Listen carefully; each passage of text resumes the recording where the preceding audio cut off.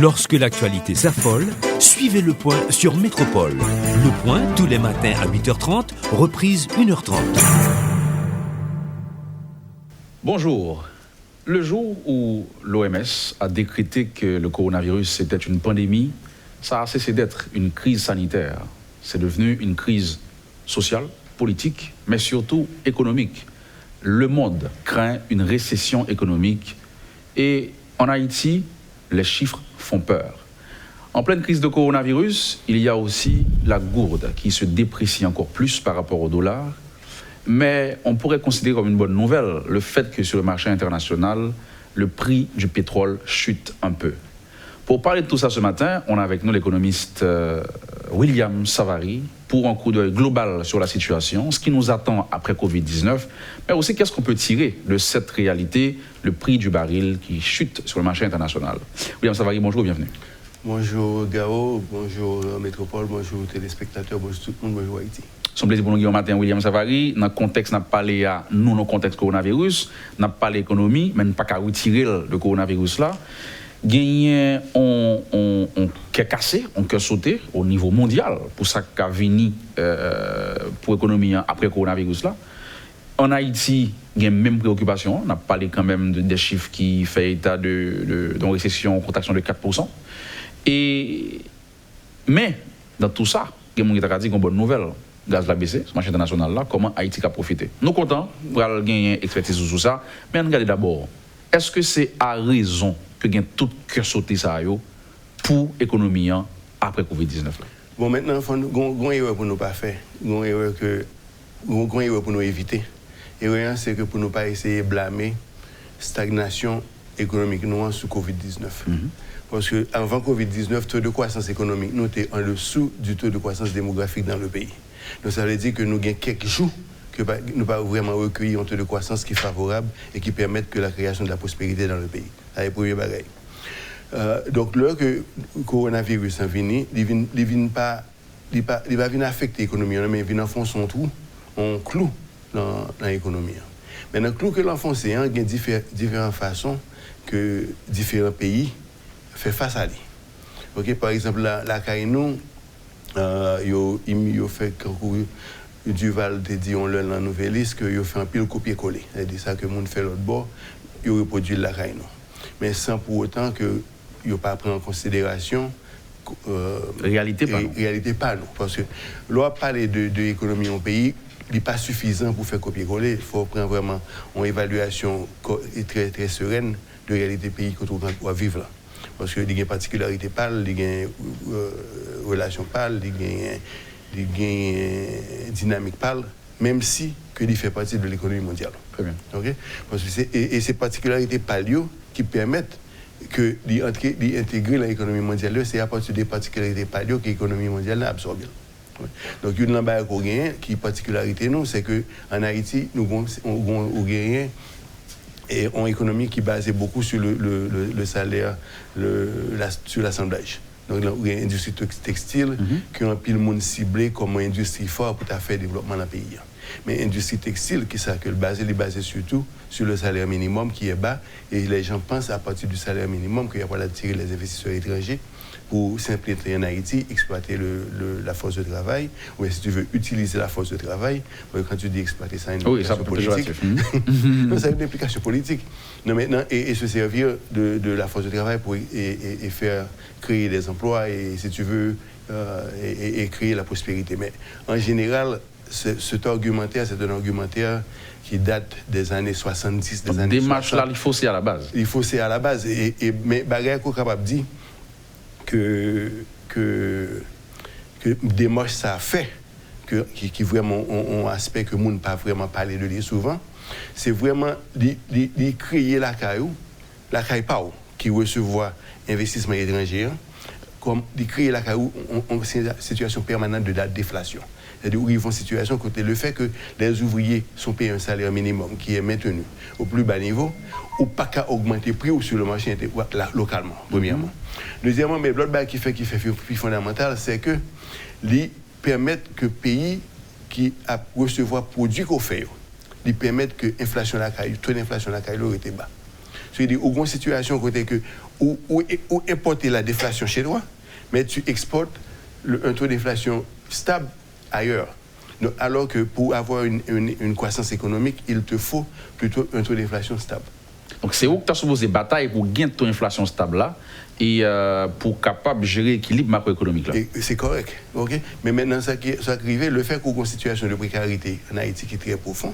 Donc en pile des fois, lorsque les gens se négocient, il y a plus ouais qu'ils vont attirer les investisseurs étrangers, mais il n'y a pas ouais implication qui vient. Ce qui veut dire l'autre part, on est capable de dire, il faudrait vraiment encourager l'investissement local pour que les investisseurs locaux, les entrepreneurs locaux, les hommes d'affaires locaux puissent premièrement se servir de la force de travail locale, mais aussi en partenariat avec les étrangers qui pourraient venir en Haïti, créer les emplois et la prospérité. Parce que dans la mesure où tu fais venir le capital étranger en Haïti, qui vient exploiter la force de travail pour un salaire minimum très bas, mais tu ne crées pas la fortune chez toi.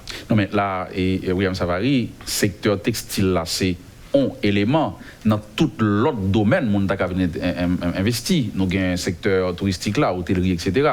Est-ce que c'est la même approche là pour n'importe qui domaine dans les mêmes investisseurs étrangers qui ont investi? Fondamentalement, si tu veux créer de la prospérité chez toi, ce sont les gens chez toi qui doivent investir. Mais il faut que d'abord le pays ait assez de richesses pour que le monde dans le pays ait investi. Non, il faut d'abord les institutions.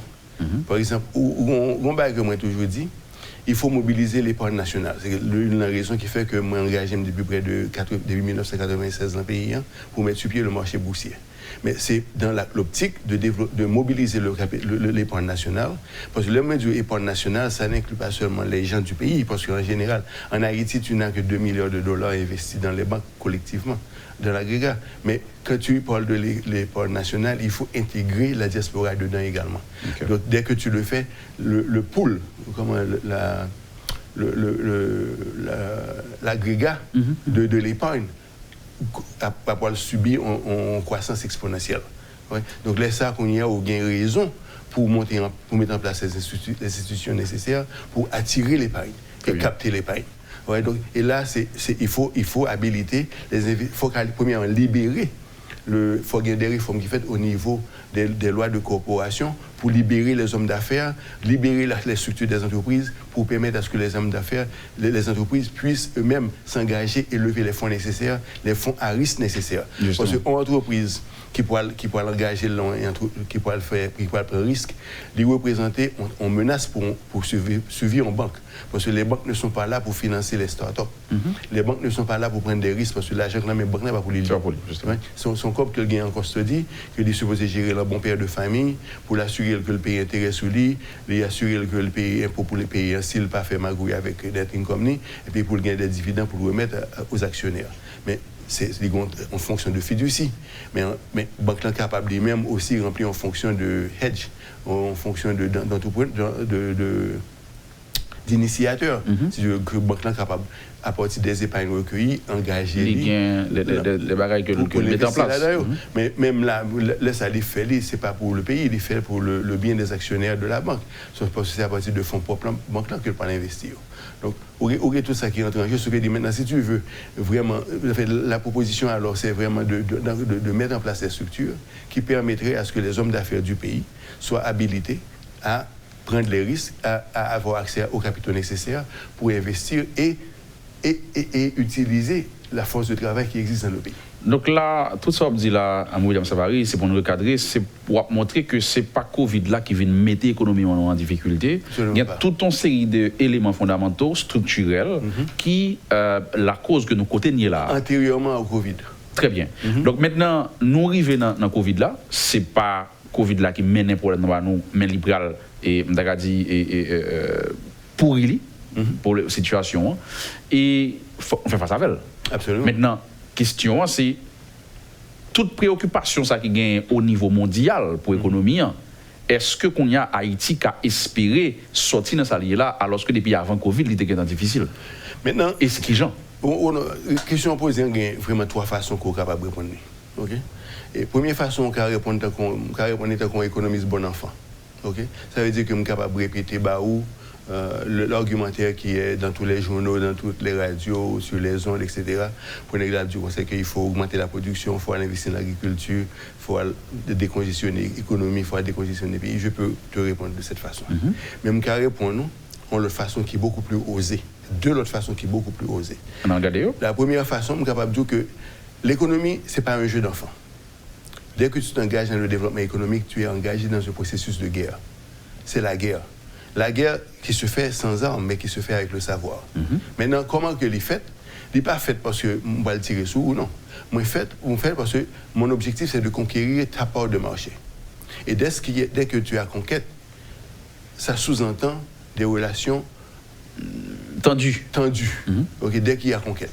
Et la conquête va se faire parce que l'homme conquérir ta part de marché, ça veut dire que je conquiers également ton habilité de réaliser la plus-value dans ton économie.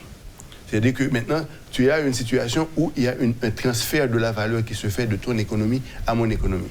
C'est même mécanisme qui existait, par exemple, là où faut investissement étranger vient investir la CAO, ça que le fait, il rapatrier la valeur produite chez toi, chez lui. Donc c'est lui qui va réaliser le profit. Maintenant, c'est la même chose. Comment conquérir ta part de marché si je ne peux pas exporter? À qui ça me va le faire? Maintenant, ça veut dire que tu n'es pas capable d'exporter quoi? Qu'est-ce que tu veux exporter? C'est peut-être là où on va retourner dans l'économie bon enfant qui dit qu'il faut augmenter la production. Non, mais pour exporter, il faut qu'il y ait une production. Non, on va l'exporter sur 8000 mètres carrés de terre fertile. Hein? De quoi parlons-nous? On peut exporter bien, on peut exporter services. Donc c'est garder dans quel niveau il y a plus de capacité pour exporter. Ça m'amuse d'entendre les gens dire que le pays est un pays essentiellement agricole. Au grand 27 000 km², moitié de la donnée, c'est des terres fertiles qui sont mal arrosées, alors qu'on a la Louisiane qui est 16 fois plus grand que ça. Il ne pas déclarer Louisiane comme un territoire agricole. Donc, maintenant, je pense que nous devons réorienter la réflexion. Okay? Par exemple, on peut avoir une économie de savoir, ou on doit avoir une économie côté que ou convertit pays en hub financier, ou on doit gagner des pôles de développement côté que ce sont des services de pointe qu'on fournit. Donc, pour ça obligé, c'est dans la terre pour aller. C'est dans la terre pour aller. Maintenant, si tu veux aller dans la terre, maintenant, on est capable d'aller, mais on va dans le sous-sol là. Ouais, on va dans l'or. Ou pas dans le marbre, ou pas dans le sous-sol pour exploiter. Dès qu'on y a à partir des ressources que tu exploites, ou capable qu'on y vienne représenter pour toi des sources de foreign exchange, qu'on est capable de faire entrer la CAO pour renforcer Goudouan, s'ouvrir Kembe Goudlan. Ça pas aucun bagage qui dit que l'on doit maintenir la goude. Pas rien qui dit ça. Parce qu'en fait, il y a plein de modèles aujourd'hui dans le monde, côté que la monnaie nationale n'existe pas. Ce sont des monnaies de blocs, ce sont des monnaies régionaux qui existent. On va arriver sur Google là un peu plus tard, mais vous avez dit nous, de l'autre façon, nous sommes capables d'aborder des questions pour nous sortir là-dedans. On parlait de façon osée, c'est conquérir la part du marché des autres. Et maintenant, tu t'organises en conséquence. C'est pourquoi, pour faire ça, il faut qu'il y ait des gens qui entraînent. Il faut qu'il y ait des gens qui réfléchissent, il faut qu'il y ait des think tanks, il faut qu'il y ait des gens qui étudient le marché et le bagage. Maintenant, il y a une opportunité immense qui a passé. Il y a une tension entre les États-Unis et la Chine. La Chine détient la majeure partie de la chaîne de valeur dans le monde. C'est là que trois bagages de monde produit. Maintenant, avec cette tension qui existe, il y a ce que j'aime appeler la déchinoisation de la chaîne de valeur. C'est-à-dire qu'il y a un pile de monde qui peut vouloir sortir en Chine, puis il y a localiser de l'autre côté qui a moins de tension. Okay, pour avoir la paix pour pouvoir produire. Mais ce n'est pas seulement où gagne Hong Kong, où gagne China, où gagne Taïwan, où gagne une relation love-hate avec Taïwan en vertu de la politique une seule Chine qui existait. Donc, est-ce qu'on va passer maintenant coup Taïwan ou on va passer maintenant coup chinois? C'est une question politique et géopolitique. Mais où gagne tout ça qui entre en jeu maintenant. Pour cela, il faut oser. Vous comprenez? On ne peut pas chiter dans la tête. Ça ne suffit pas. Si vous voulez rester l'antenne pour produire, pour nous manger, il n'y a pas de problème. Okay? Mais pour dire qu'on va avoir un essor économique à partir de l'agriculture sur 8 000 nous, c'est 27 000 km², on va faire de 8 000 km² qui est capable de représenter les agricoles. Il faut cesser de jouer.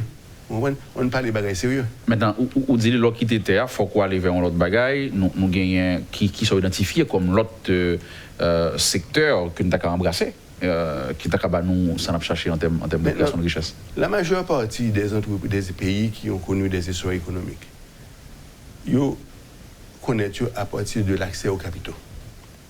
La première chose qu'il faut faire, il faut mettre des structures en place pour attirer le capital chez nous.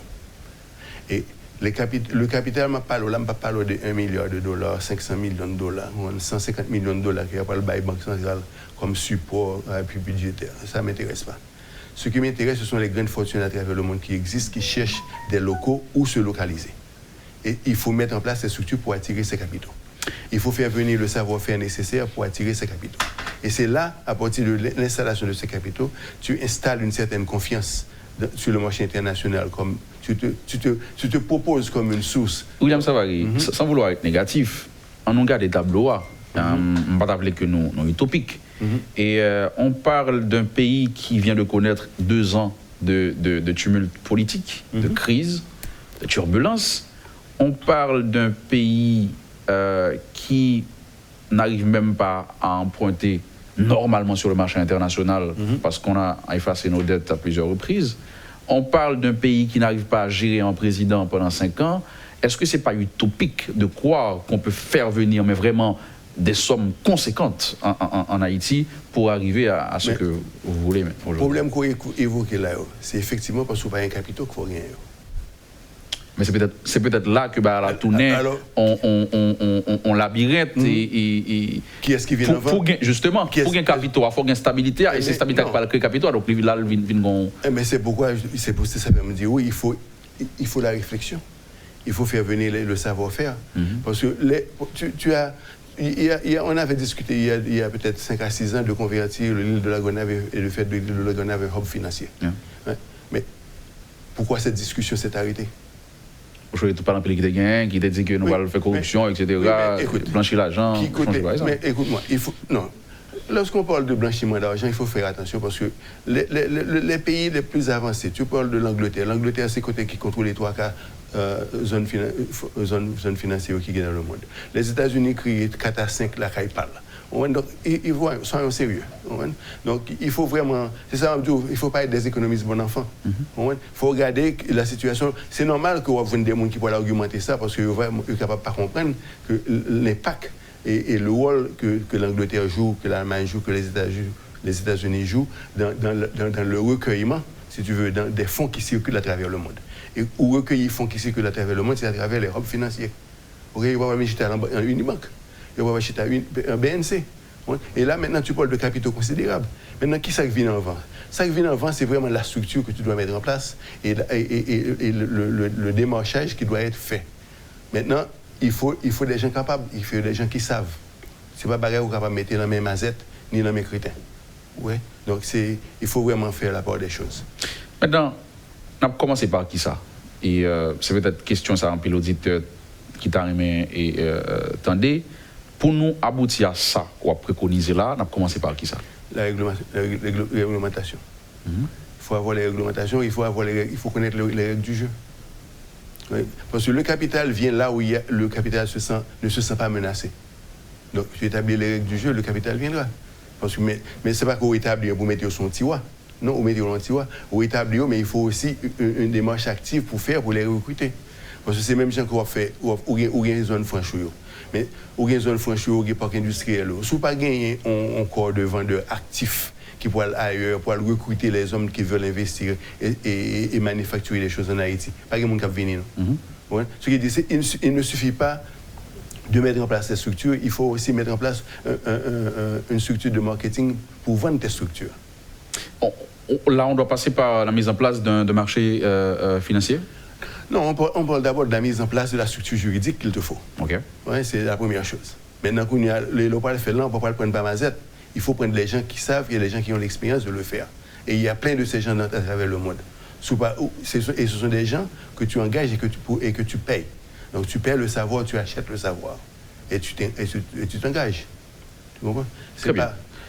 Maintenant, nous sommes sanouillés là et on fait des propositions pour nous sortir. Mais il y a des gens qui ont dit là, on n'a pas parlé sur le long terme. C'est la réalité. Et nous pourquoi rentrer dans après Covid là non, mais est-ce que ça qui passe aujourd'hui a pas risqué de rendre ça va parler là plus difficile que ce que dit avant février 2020. Non, parce que, écoute, il faut rendre que le capital va là où le capital se sent en sécurité. Et tu crées les conditions de la sécurité ou adresser les questions de corruption, ou adresser les questions de protection des actifs, ou établir une zone qui est capable vraiment isolée de réglementation qui est sur le territoire là, ou affilié, ou réglementation qui est liée directement à la zone qu'on veut faire. Zone neutre. Même gens qu'on fait pour zone franche, parce que les zones franches ont leur propre loi qui gère. Tout le bail qui passe dans la zone franche, il était dans la zone franche. Maintenant, l'autre bail qui est très important, c'est que on a parlé également, en plus de ça, il faut pouvoir libérer les sociétés et leur permettre d'avoir accès au capital, au marché du capital.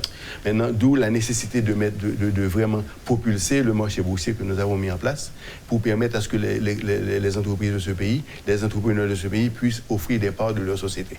Et à partir de là, lever les capitaux à risque. Depuis l'heure où entrer à Haïti ou tourner à Haïti, monsieur qu'on parle avec un pile politicien, on parle avec un pile président, un pile candidat.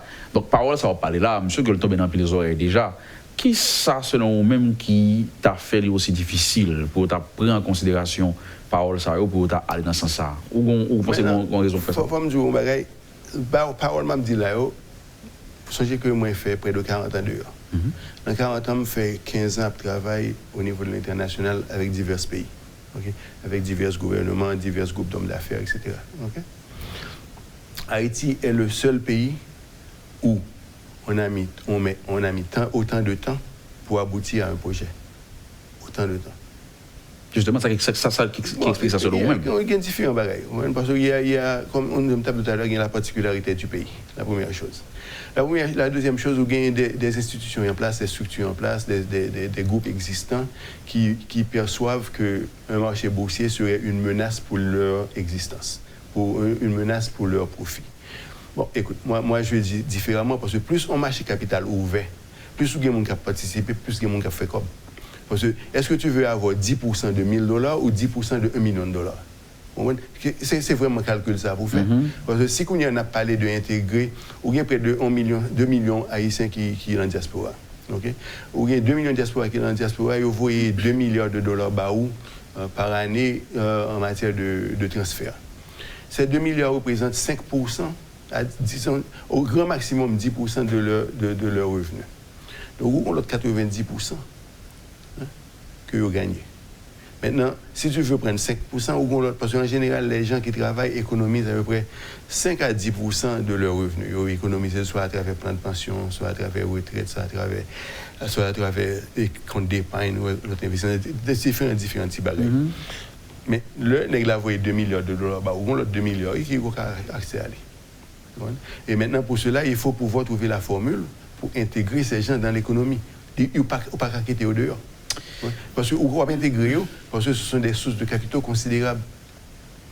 De l'autre point que nous parlons après pause là, d'abord nous allons tomber sur le dollar, parce que il y a des gens qui étaient pensés un goût de la va respirer avec le coronavirus qui cause un ralentissement d'activité dans le monde là.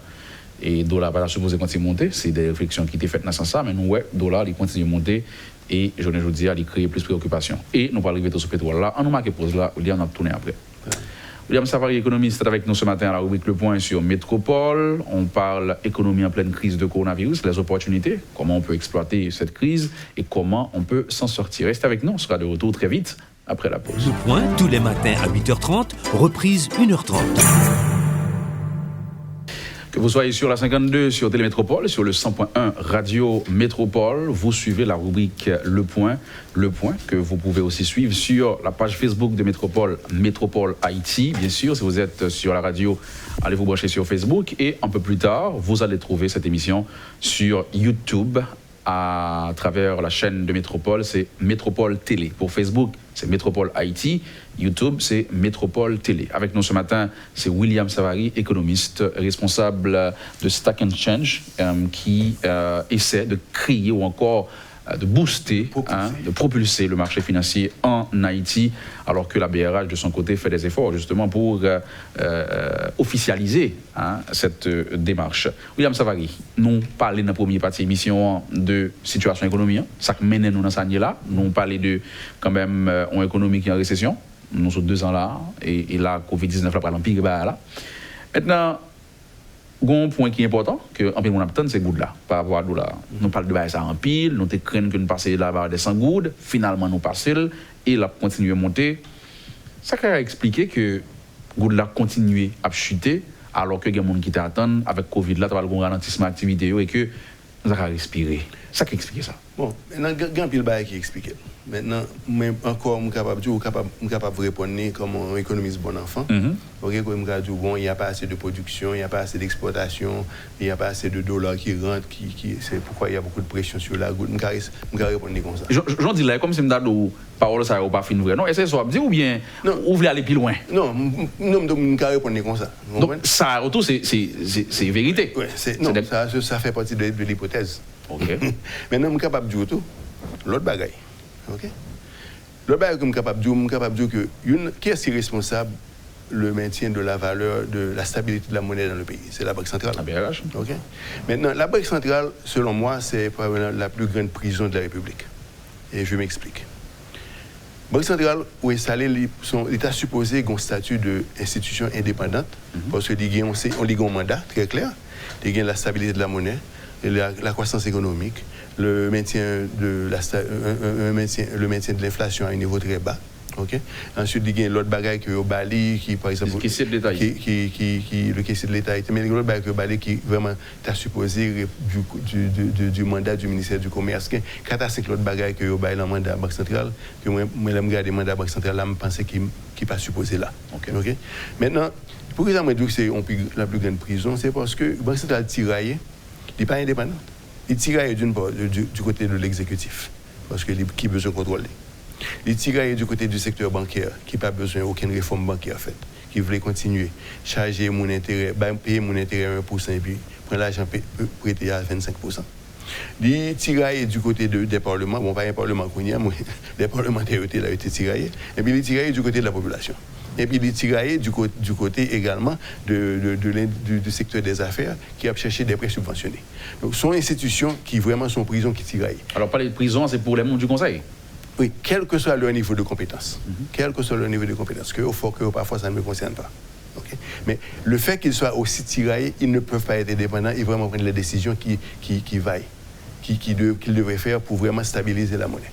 Ça, c'est le premier bagage. C'est-à-dire la stabilité, la notion de la dépréciation de la monnaie, il faut bien faire la différence. C'est vraiment parler de la dépréciation. J'ai un ami qui me suit régulièrement qui me dit, William, quand on est anglophone, on doit parler de monnaie, il faut assurer qu'on ne peut pas dire dépréciation quand tu veux dire dépréciation et non pas dévaluation. Dévaluation, on n'a pas de dépréciation. Oui, pourquoi? Parce que c'est autre chose. Parce que la dévaluation, c'est une politique monétaire, c'est une politique. Ce sont décisions qu'on prend pour dévaluer. Alors que la dépréciation, ce sont les influences du marché. Donc, il me rappelle toujours de faire la différence. Il me dit qu'on est anglophone, même qu'on n'a pas mauvais signe de ça. Très bien. Donc, je le remercie publiquement pour le faire. C'est Fanel Joseph, il travaille à une des banques locales. Okay? Maintenant, donc ce qui dit maintenant, où il y a une situation côté, la banque ne peut pas vraiment prendre de décisions qui conviennent. Maintenant, l'autre chose qui est intéressant, c'est que les décisions que la Banque centrale les décisions qui ont été prises par la Banque centrale pour gérer la fluctuation de la monnaie, ces décisions, depuis que je suis en Haïti, je critiqué. Ça fait moi pile ennemi de la Banque centrale. Okay? Mais je toujours dit, parce que je pense que c'est la politique, la notion d'émettre des obligations. Et que, ou pour matcher toute dépréciation que l'obligation est faite, pour venir rendre que mon pas perdu combien, sont en augmentation déraisonnée de la masse monétaire. Parce que sont ou imprimés là, c'est là je crois imprimé pour BL et qui pas correspondent à aucune production. Donc c'est un effort constant d'augmenter, c'est une activité constante par laquelle augmenter masse monétaire chaque mois. Est-ce que c'est pas la vente dans le cercle vicieux, puisque il y a des gens qui ont dit que Et s'il n'y a pas fonds pour le prendre goutte qui sous marché à tout, en termes de liquidité, il pourra créer inflation, il pourra augmenter tout et taux de change. Ouais, donc c'est on spaghetti là. Il faut d'autres réflexions. Il faut d'autres réflexions. Par exemple, on a parlé tantôt, mais même de là où c'est vraiment des questions solides, parce que c'est la question est-ce qu'il faut faire une réforme monétaire? Très bien. Parce que c'est pas une question de contrôler l'inflation, c'est pas une question de contrôler les gouttes, nous ne sommes pas là. Oui, cette discussion est élémentaire. La question, est-ce que Haïti aujourd'hui a besoin d'une réforme monétaire? La première chose. La deuxième chose, si tu veux garder ta gourde, qu'est-ce que tu veux faire? Comment tu peux te servir de tes réserves d'or pour renforcer les réserves nationales et supporter ta monnaie? C'est vraiment là la question qu'il faut poser. Ce n'est pas taux de change. Nous ne parlons pas de taux de change. Ouais. Parce que maintenant, si on est arrivé là, est-ce que la Banque centrale, la gestion de la monnaie par la Banque centrale, est-ce que c'est nécessaire? Pourquoi pas ne pas créer ce qu'on appelle un bureau d'émission où le contrôle de la monnaie est fait par le bureau d'émission? Ça, ou éliminer toute question d'inflation, toute question de taux de change, toute question de salaire minimum, attirer investisseurs parce qu'on a un salaire qui bat. Maintenant, tu établis les règles du jeu et tu rentres dans la cour des grands. Aucun pays qui fait ça déjà? Ah oui, plein de pays qui fait ça. Par exemple, il y a Singapour qui fait depuis l'indépendance, il y a Équateur qui fait, il y a Panama comme exemple, il y a Costa Rica, et puis il y a toute la zone euro qui existait. Tous les pays de cette zone. Donc, ce sont des réflexions qui ont été déjà faites. La question, où sont les hommes, les têtes pensantes de ce pays qui vont s'asseoir autour d'une table et explorer la possibilité d'une réforme monétaire dans ce pays? Réforme n'a pas allé jusqu'à qui bon et qui ça qui est un élément de réforme ça, William Savary? Ça dépend qui soit appelé. Parce que si que vous voulez créer la prospérité dans le pays, et les conditions actuelles, dès que tu les as, ne provoquent pas la prospérité. Donc, ça devient ton premier point de réforme. Okay? Maintenant, tu vas le faire parce que tu vas faire une réforme monétaire qui va te permettre d'attirer les capitaux nécessaires. Parce qu'avec une réforme monétaire, ça qui fait éliminer toute incertitude de la monnaie. Oui, mais qui différentes options de gain? Vous parlez de réforme qui capte les résultats, mais qui option? Est-ce que c'est aller vers en dollarisation, par exemple, éliminer le goût de la comme monnaie? Et qui différentes options que nous gagnons dans le cadre comme ça? Lorsque l'on a parlé d'un bureau d'émission, ça qu'on fait vraiment une masse monétaire qui correspond, par exemple, on doit gagner des réserves d'or, des réserves d'euros, des réserves de dollars qui correspondent à la masse monétaire qui est en circulation. Ou côté que ou bien en relation liée, directe, ok? Ou une masse monétaire ou un tributaire de réserves. Ça, c'est la première chose. Là, ça vous élimine un paquet d'incertitudes. Oui. Il y a des gens qui pensent que tu es capable de servir avec l'euro, il y a des gens qui pensent que tu es capable de faire avec dollars, mais le fait que tu sois dans la zone géopolitiquement des États-Unis, le dollar serait sans doute la monnaie qui serait priorisée. Okay? Mais ça fait dans notre pays. Et ça fait dans notre pays, ce n'est pas par l'international. Ce sont les nationaux qui se sont assis autour d'une table, qui ont réfléchi sérieusement au problème du pays et qui ont voulu résoudre le problème du pays. Parce que le problème, en pile bail qu'on gagne un pays, on veut dire, en pile monde la notion de la nation a perdu beaucoup de sa valeur. Okay? Chaque monde sont deux gouttes à essayer de sauver. Mais nous ne pouvons pas présenter tout un combat comme si nous avons résoudre tout le problème, comme si sont qui sans inconvénient, William Savary. Si nous avons décidé pour nous passer deux gouttes là, nous disons nous adopter le dollar comme monnaie, c'est pas comme s'il était sans conséquence. Mais s'il était aussi évident que le va apporter solution à tout problème nous, monsieur que gagne des bails qui étaient fait déjà. Qui ça mandé? Qui ça évidemment, nous n'avons pas de banque centrale encore. Une fois que nous passons à dollar comme monnaie, nous n'avons pas de banque centrale parce que nous n'avons pas produit dollar. Donc nous pas le tributaire des États-Unis qui a nos devises. Qui ça gagne comme implication? Non, pas tributaire de personne. Au tributaire de la production nationale. Parce que tes réserves vont aller de pair avec ce que tu produis. Maintenant, il y a l'heure où on fait une réforme monétaire. Côté que tu adoptes une monnaie qui est universellement reconnue et acceptée, tu attires les capitaux chez toi. Et maintenant, il y a besoin d'attirer le capital massif pour une quantité massive de capitaux pour sortir côté. Ouais, c'est ça. Il faut des mesures très drastiques pour sortir Haïti côté. Donc avant d'arriver dans phase ça, il faut déjà gagner une base solide ça, ou gagner une réserve solide ça qu'on va parler. Bon, on va commencer avec ça gain. il y a près de $1 milliard en réserve à la Banque centrale. Oui. Okay? Maintenant, le bail qui est important, il faut rendre compte qu'en plus d'être une prison, la Banque centrale coûtait nous près de $100 millions l'année. Et je m'explique. Entre tu prends les salaires de la gestion annuelle de la Banque centrale, son bail qui coûtait à peu près 45 à 55 millions $. Ou payer, la Banque centrale payait à peu près 2% sous frais de gestion sur les avoirs de la Banque centrale. Et sur 1 milliard, ça vaut à peu près 20 millions $. Ça vaut qu'on y a 70 millions. Okay? Maintenant, aujourd'hui, les fonds de la Banque centrale sont censés être investis selon Basel III, dans les bons du Trésor américain, côté plus pas aucun risque, etc. Donc, taux d'intérêt sous bail, c'est à peu près 1% lié aujourd'hui. Okay? Donc, la Banque centrale a payé 2% de frais de gestion, mais elle n'a pas rapporté le 2%. Hein? Donc, on y a additionné tous les manques à gagner, ou additionner les salaires, ou additionner les frais de gestion. Et puis, bon, sans compter l'autre petit bagage qui est facilement $100 millions de frais annuels. Oui, mais est-ce que au cas juste prendre quoi sans pas garder importance travail à faire? Parce que jusque-là, c'est vrai qu'aujourd'hui, il a gagné des faiblesses dans la politique qu'il a conduit parce que, il y a plusieurs raisons qui ont fait ça. Même si vous pouvez rentrer dans la thèse d'agriculture alimentaire, qui c'est toute contrainte qui gagne, environnement politique là, trop bio, etc., qui empêche BRH de faire travailler comme ça doit.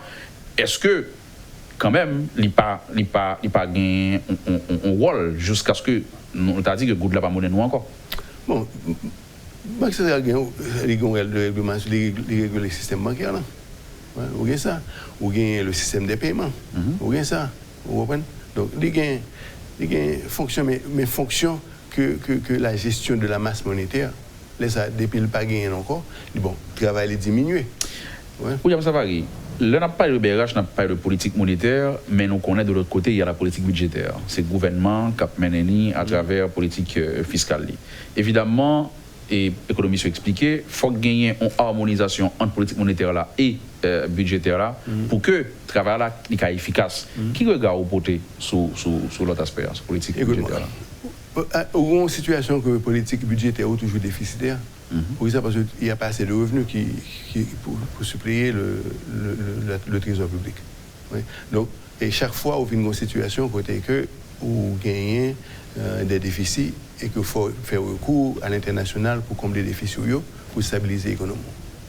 Bon, écoute, si on veut continuer ainsi pendant le reste, pendant un autre siècle, très bien. Mais si on veut mettre un point d'arrêt, si on veut vraiment prendre les décisions qu'il faut, il faut être capable de pour parler, pour regarder tout problème, pour regarder quelles sont les réformes à apporter, pour être capable de résoudre. Parce que vous n'êtes pas capable de faire même bagarre pendant 40 ans, pendant 50 ans, pendant 60 ans. Il faut qu'on l'heure pour dire est-ce qu'on est capable de faire. Et c'est là vraiment là, le débat. Vous n'êtes pas capable de venir chaque fois, répéter même bagarre, chaque fois répéter même bagarre. Ça ne suffit pas. Il faut pouvoir pousser les gens à réfléchir davantage. Bon, ça ne suffit pas. On prône une réforme monétaire et nous demandons qu'il y a différentes options que nous avons gagner. Gagner un auditeur qui sort là, qui plus gros inconvénient qui t'a gagné si nous décidons de faire $2 et monnaie pour Haïti.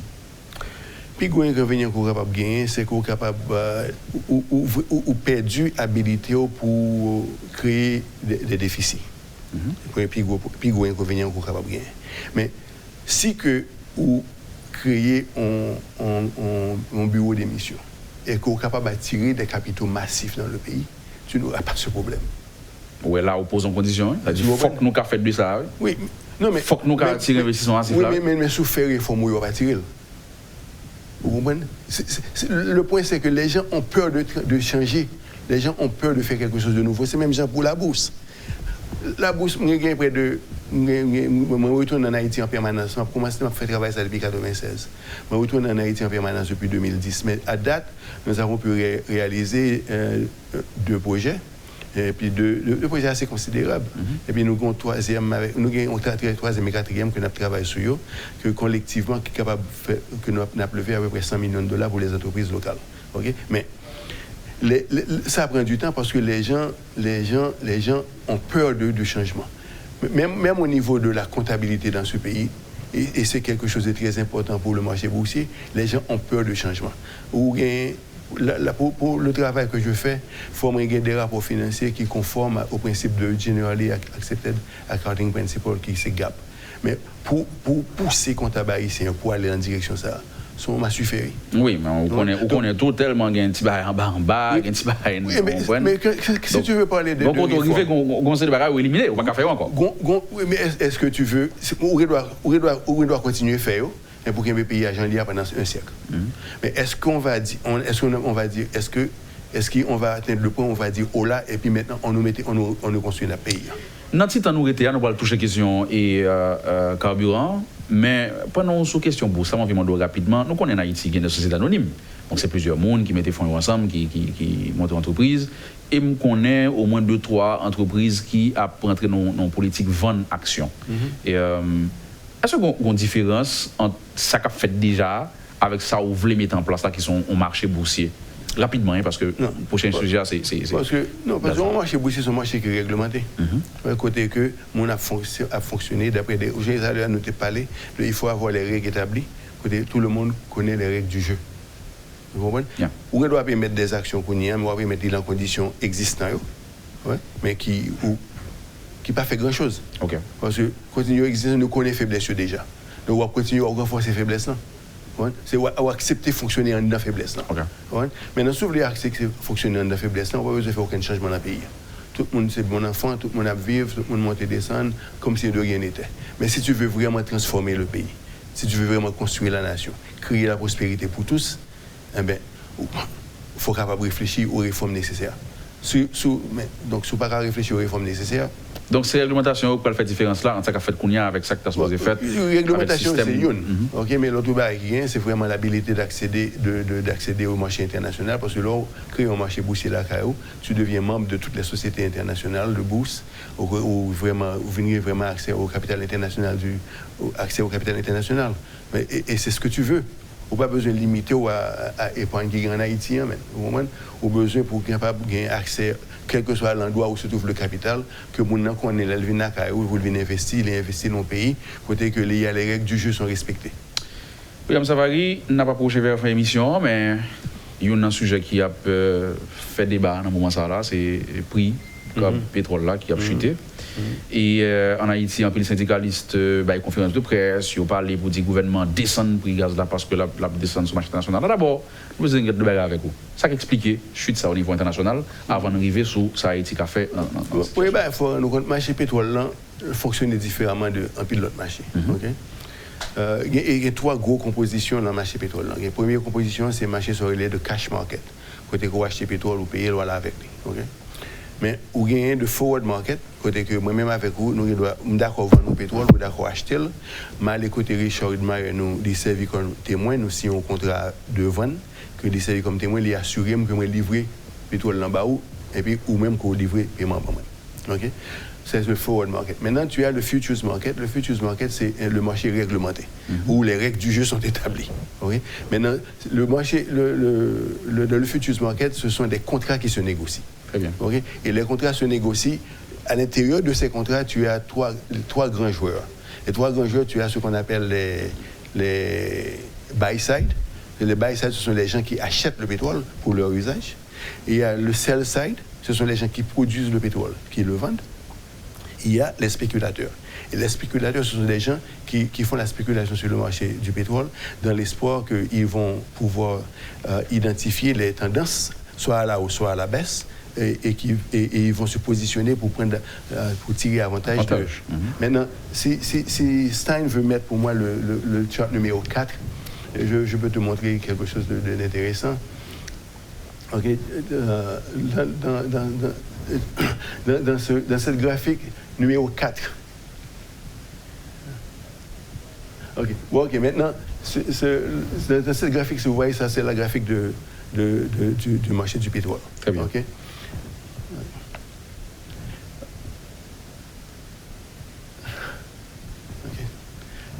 Ça va, Stein, ça va. Maintenant, si vous regardez un bagage, On va faire un petit campé. OK? Si vous regardez, le prix du pétrole a chuté. C'est la récente fuite. Maintenant, si vous regardez dans la zone ça, OK? Dans la zone ça, vous gagnez ça que j'appelle la consolidation des prix. OK? Maintenant, à l'intérieur du marché du pétrole, là où tu as la consolidation des prix, parfois, c'est là, par exemple, que les spéculateurs placent leurs commandes. Par exemple, au niveau, par exemple, à ce niveau, les spéculateurs pourraient placer des commandes qui pourraient... alors, rapidement, ça, en fait, William, a fait une démarche rapide là pour nous permettre que le secteur est capable ouais, soit montrer sur l'écran et pour comprendre plus bien l'explication que vous avez là, dans quel moment est-ce que le spéculateur est capable de placer des commandes si vous voulez gagner profit. On peut essayer rapidement pour nous permettre que, voilà, nous avons déjà, et voilà. Et technicien va essayer de regarder pour essayer de rapidement montrer. Oui, maintenant, où se regarder là, c'est là où est arrivé la consolidation des prix. Et là où gagne. Là, c'est plus ou moins stable, c'est ça que montre. Là, plus ou moins stable. Maintenant, à partir du moment où côté que le graphique là a commencé à plonger, ok, il y a l'agglomération des commandes, oui, l'agglomération des commandes des gens qui veulent vendre et l'agglomération des gens qui veulent acheter. Maintenant, si les gens qui veulent vendre sont beaucoup plus nombreux que les gens qui veulent acheter, les prix vont chuter. Ok, donc ça veut dire, une fois que tendance là, il commence à montrer que le prix a baissé, donc on monde qui a gagné pétrole, il a pressé pour le vendre, parce que le prix a chuté. Contrat, non, la pressé pour le vendre, et on monde qui besoin, c'est qu'on y a la pressé pour l'acheter. Maintenant, si que beaucoup plus, si la demande, si la pression à la vente est supérieure à la pression à l'achat, la chute continue. Bien sûr. Okay? Et la chute peut s'accélérer. Ouais? Et maintenant, c'est dans l'accélération de la chute que les crises se manifestent. Ouais. Ok, donc là, bon, c'est la loi de l'offre et de la demande. Donc, s'il y a plus de monde qui a besoin de vendre que de monde qui a besoin d'acheter, il faut dégager au baisser prix à plus pour qu'il y ait de monde qui peut acheter. Mais maintenant, c'est la pression du marché. Maintenant, pendant que gain ça, qui est dans la troisième catégorie, ça a passé, mais de l'autre catégorie va fonctionner normalement. De l'autre catégorie va fonctionner, mais de l'autre catégorie va fonctionner pour qui ça? Parce que celui qui produit doit continuer de produire. Et celui qui achète pour son usage, par exemple, les compagnies aériennes, les compagnies de transport, eux-mêmes, ils ont continué à acheter. Ok. Maintenant, le même les a acheté, lui-même tout les que a acheté, songez, les a acheté pétrole là, storé quelque part. Donc, il faut protéger tes yeux au cas où il y a une chute des prix ou il y a une augmentation. Parce qu'il faut être capable, si jamais vous achetez pétrole là à $18 et puis il descend à $14, vous gagnez sous état financier, on perd parce qu'il faut reconnaître lui. Les a commencé à servir avec pétrole là. Les a fait bilan. Mais, quand on a regardé Haïti, dans qui est-ce dans le marché ça que l'acheter? Est-ce que c'est dans la troisième option, je parle là, ou bien dans le premier? Cash market. Donc, Haïti pas supposé concerné par chute ça que nous vivons là. Maintenant, ça dépend. Ça dépend. Si par exemple, pétrole au gain aujourd'hui, c'est son pétrole qui est acheté, disons, mois dernier. OK? Donc, le prix qu'on gagne aujourd'hui, c'est le prix mois dernier en relié. Okay. Maintenant, l'approvisionnement aujourd'hui qui va se faire, va refléter le prix actuel. Donc, c'est pour vraiment garder l'approvisionnement qui l'a acheté et qui leur prend livraison. Parce que moi, je dois acheter pétrole là aujourd'hui, même d'accord pour me prendre livraison dans le mois de juillet. Okay? Même ce qui dit, laisse à moi dire, le prix du mois de juillet, au 15 juillet, je veux la livraison. Mais le prix du pétrole au 15 juillet, c'est le prix que ça m'a payé. Même si je suis d'accord avec aujourd'hui, le prix du pétrole aujourd'hui est à $20, m'a payé au $20 aujourd'hui, moi, je livraison au 15 juillet. Mais ça veut dire l'offre pendant juillet, c'est ça, on t'a acheté $20. Donc même si le prix a baissé d'ici juin, il ne va pas concerner parce que tu as acheté ou tu as payé depuis en mai. Maintenant, il qui arrive, l'acheter le jeudi pour aller prendre livraison en juillet, ou il y a des coûts, ou il y a un coût d'intérêt, ou il y a un coût de storage pour payer, ou il y a un coût de transport pour payer. Donc tout ça, il faut additionner sur lui. Et c'est vraiment la dynamique du marché du pétrole. Donc, le premier marché, c'est cash market. Le deuxième, c'est sell market. Forward. Et puis troisième, futures. OK. Maintenant, le marché futur, là, c'est un marché qui est réglementé. Donc, le marché futur, là, il gagne des turbulences, qui a fait prix à chuter, il impacté et cash là et forward là. Si vous comprenez l'explication là. Oui. absolument. Donc, prix a baissé tout et au niveau de cash market là, le gain turbulence dans mais il faut rendre compte que forward market sont des sociétés de prix qui déjà négociés. Établi. Oui.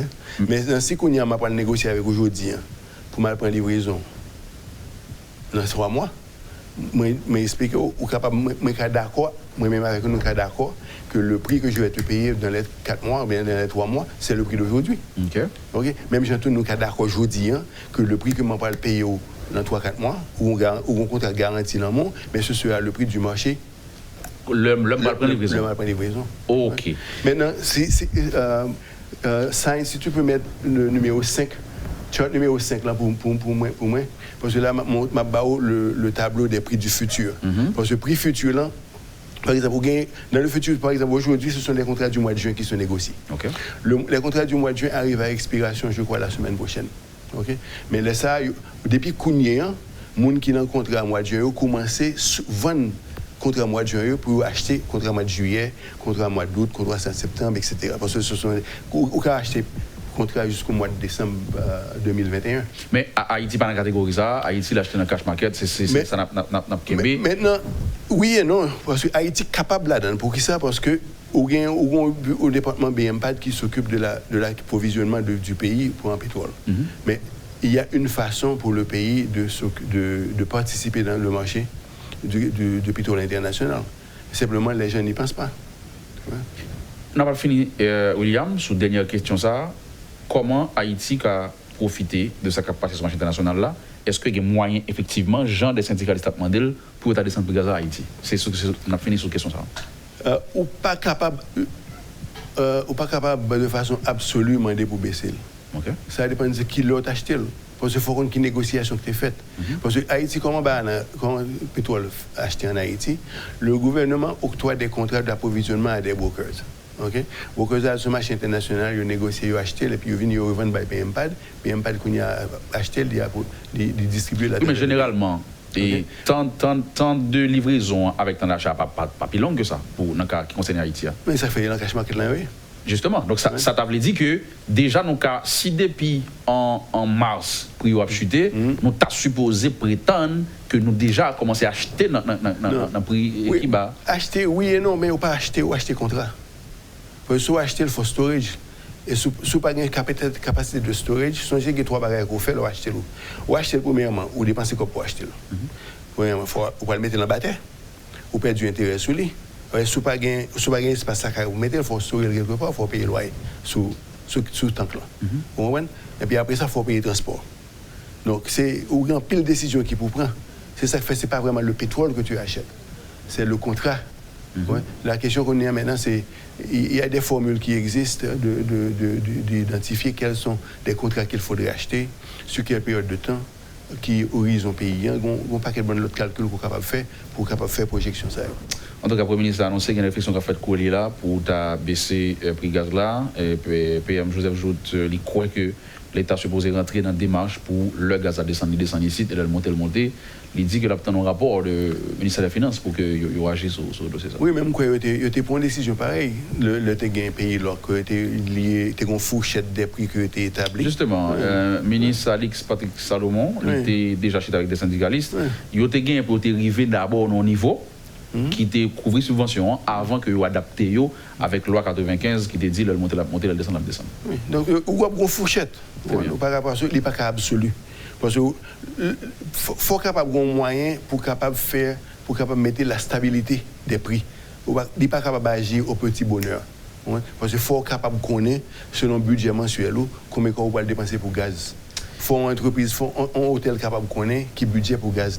Il n'est pas fait au petit bonheur. Il faut pouvoir établir les tendances et gérer la tendance pour que les gens puissent projeter. Et ça m'a demandé une équipe qui peut justement travailler sur ça, qui peut faire projection. William Savary, c'est un plaisir pour nous de matin. Merci parce que vous avez répondu à l'invitation Métropole. Merci un peu le Gao. Et puis, bonjour Métropole. Merci tout le monde. Il s'appelle William Savary, économiste. Il est responsable de la société haïtienne de valeurs mobilières, c'est Haitian Stock Exchange.